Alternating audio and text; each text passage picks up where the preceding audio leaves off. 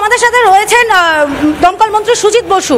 তিনি আগুন যেখানে লেগেছে সেই এজরা স্ট্রিটে ঘটনাস্থল পরিদর্শনে এসেছেন।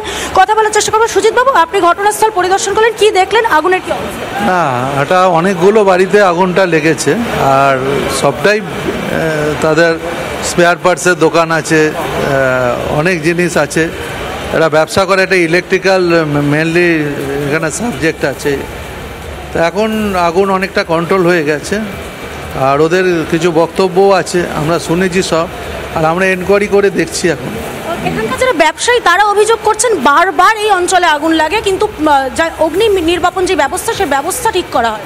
অগ্নি নির্বাপন ব্যবস্থা কে ঠিক করবে? যারা ব্যবসা করে তাদেরই ঠিক করতে হবে। আমাদের দিক থেকে আগুন নেওয়ানোর দায়িত্ব আমরা ঠিকমতো করেছি কিনা সেটা দেখ।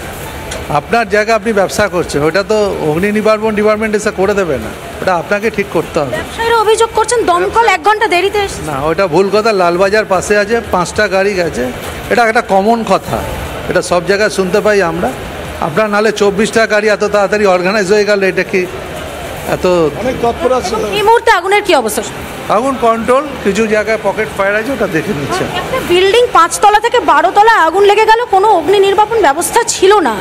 দেখবো, ওগুলো খতিয়ে দেখবো, এইভাবে বলা সম্ভব। এই আগুনের তদন্তে কি ফরেনসিক টিম আসবে? কোনোভাবে ফরেনসিক? পুরো ফরেনসিক করবে।